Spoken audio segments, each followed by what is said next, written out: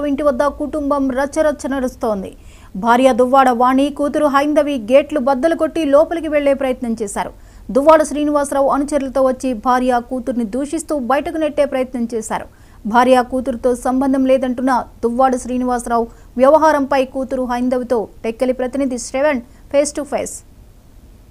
శ్రీకాకుళం జిల్లా టెక్కల్ నియోజకవర్గ పరిధిలో ఉన్నటువంటి ఎమ్మెల్సీ దువ్వాడ శ్రీనివాస్ ఇంటి వద్ద గత 2 రోజులుగా కూడా హై డ్రామా నడుస్తుందని చెప్పవచ్చు. అయితే ప్రధానంగా అయితే మాత్రం దువ్వాడ శ్రీనివాసరావు అక్రమ సంబంధం పెట్టుకుని ఒక మహిళతో వేరేగా ఒక ఇంట్లో నివసిస్తున్నటువంటి పరిస్థితి నేపథ్యంలో కుటుంబ సభ్యులు ఆ అంశంపై అయితే మాత్రం వివాదం నెలకొంది.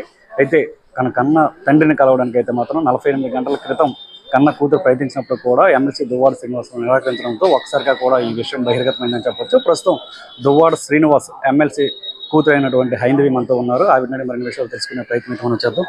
మీరు చెప్పండి మేడం, అసలు ప్రధానంగా మీ తండ్రి గారు చేస్తున్నటువంటి ఈ అక్రమ సంబంధం విషయం ఏ విధంగా మీకు వెలుగులోకి వచ్చింది?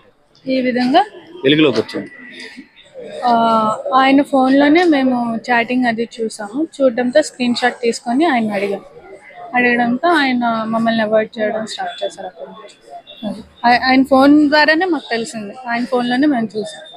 అంటే ఈ అంశం ఎప్పుడైనా సరే మీ తండ్రి గారు అంటే శ్రీనివాసరావు గారికి ఎప్పుడైనా అడగడం జరిగిందా ఇదే అంశం? అడిగాం. అప్పుడే ఏ రోజు తెలిసిందంటే సీఎం గారు కోర్టులో జగన్మోహన్ రెడ్డి గారు అప్పుడు పెద్ద మీటింగ్ పెట్టారు. మా డాడీని అప్పుడే ఫస్ట్ టైం ఎమ్మెల్యే టికెట్ ఇచ్చినట్టు అనౌన్స్ చేశారు. ఆ రోజు మీటింగ్ ఆ టైంలోనే మాకు తెలిసింది. ఆ తర్వాత మీటింగ్ అయిపోయాక మేము మా డాడీని అడిగినప్పటి నుంచి అలాగా ఆయన ఏం రిప్లై ఇవ్వలేదు. ఎందుకు మాట్లాడో చెప్పు, నువ్వు మా మీద ప్రామిస్ లేసావు, నేను ఎలాంటి తప్పు చేయట్లేదని నేను హైందవి అంటే మా చెల్లి మేమిద్దరం ట్రస్ట్ చేసాం కదా, నువ్వు అయినా మా మీద ప్రామిస్ లేసి మరి నువ్వు ఇలా ఎలా చేసావు అని క్వశ్చన్ చేసి అలా డిస్కషన్ వచ్చినప్పటికీ మీకు నన్ను నాన్న అని పిలిచే అర్హత లేదు, మీకు నాకు అలాంటి ఎమోషన్స్ అవన్నీ ఎప్పుడో పోయాయి అన్నట్టు ఆయన అన్నారు. అయితే ప్రధానంగా కూడా గత 2 రోజుల క్రితం ఇక్కడికి రావడం జరిగింది. దువ్వాడ శ్రీనివాసరావు వేరే మహిళతో ఇక్కడ ఉంటున్నారని చెప్పి మీరు బలంగా ఆరోపణలు కూడా చేశారు కదా. మీరు ఇక్కడికి వచ్చినటువంటి సమయంలో మీ నాన్నగారు మీరు ఆరోపణలు చేస్తున్నటువంటి దివ్వల మాదిరి అనే మహిళ ఇక్కడ ఉన్నారంటారా? ఎప్పుడు 2 డేస్ బ్యాక్ మీరు ఇక్కడికి రావడం జరిగింది. ఆ రోజు ఉన్నారు, ఆ రోజు పైన ఉన్నారు. దివ్వల మాదిరి కేవలం దువ్వాడ శ్రీనివాసరావు ఒక స్నేహితుడిగానే భావిస్తున్నాను, ఆయనతో ఒక స్నేహితుడిగానే ఒక రిలేషన్షిప్ మెయింటైన్ చేస్తున్నాను అని చెప్పి మీడియా ముఖంగా చెప్పారు కదా, ఎంతవరకు వాస్తవం అంటారు? ఆమె చాటింగ్స్ ఉన్నాయి కదా, ఈ ఫ్రెండ్షిప్ ఇల్లీగల్ అఫైర్ లేనప్పుడు అలాంటి చాటింగ్స్ ఎందుకు చేస్తారు మా డాడీతో? ఆమె ఫ్రెండ్ అన్నప్పుడు వేరే లాంటి చాటింగ్స్ ఆమె చాట్ చేయదు కదా.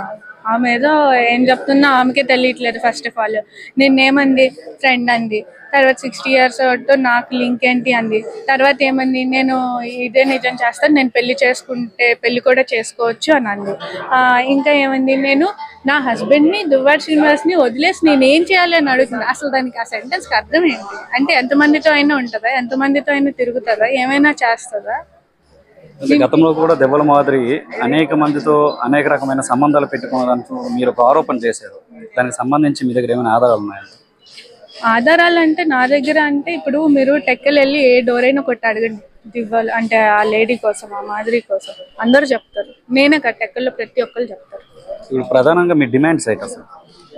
ఆమెకి ఇంటికి ఎలాంటి రైట్ లేదు. ఎందుకంటే ఆమె చెప్పింది నిన్న ప్రెస్ మీట్లో తన హస్బెండ్కి తనకి డివోర్స్ అవ్వలేదు, మా డాడీతో ఎలాంటి పెళ్ళి అవ్వలేదు అని చెప్పి. సో దానికి ఇంట్లోకి వచ్చే రైట్ లేదు. మా డాడీతో మేము ఉందాం అనుకుంటున్నాం. సో మా డాడీ యాక్సెప్ట్ చేస్తే మాకు మా డాడీతో ఉండడానికి ఎలాంటి ఇబ్బంది లేదు. ప్రస్తుతం అయితే మీ డాడీ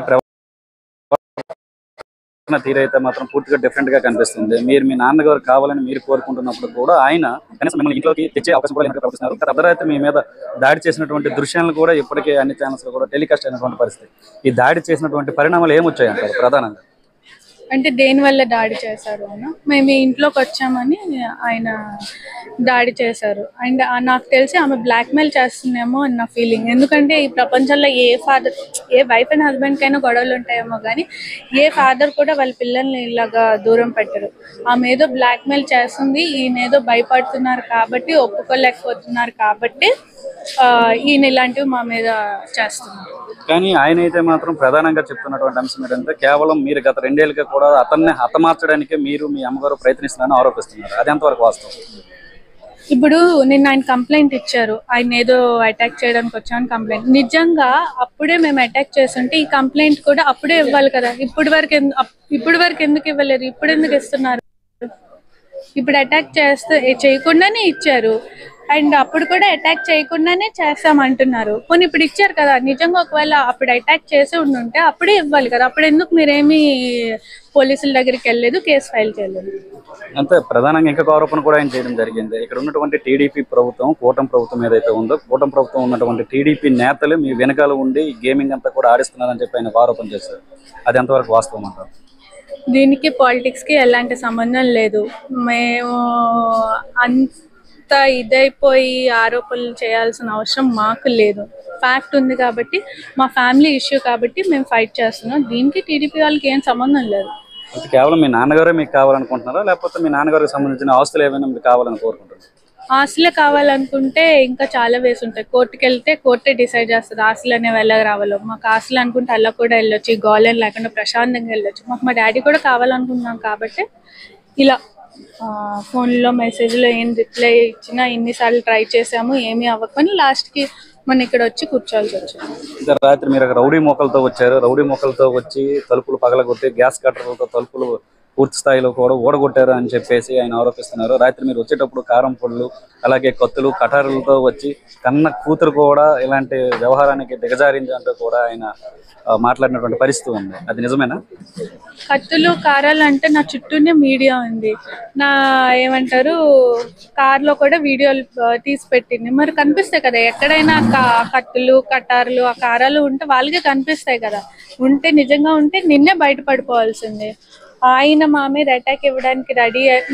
నిన్న ఆయనదే ప్రూవ్ అయిపోయింది కదా. నిన్న వీడియోలో ఆయన అటాక్ ఇవ్వడం జరిగింది కదా. నిన్న మా మీద ఆయన అటాక్ చేశారు. ఇంత పెద్ద మార్బుల్ రాడ్తో మమ్మల్ని కొట్టడానికి ట్రై చేశారు, నన్ను ఇలా లాగడానికి ట్రై చేశారు, మా పిన్నిని అలా అటాక్ ఇవ్వడానికి ట్రై చేశారు. ఆయన అటాక్ ఇచ్చి మా మీద బ్లేమ్ చేస్తున్నారు. అదంతా పోనీ మేము ఎక్కడైనా అటాక్ ఇచ్చినట్టు ఏ వీడియోలైనా అయినా ఉందా?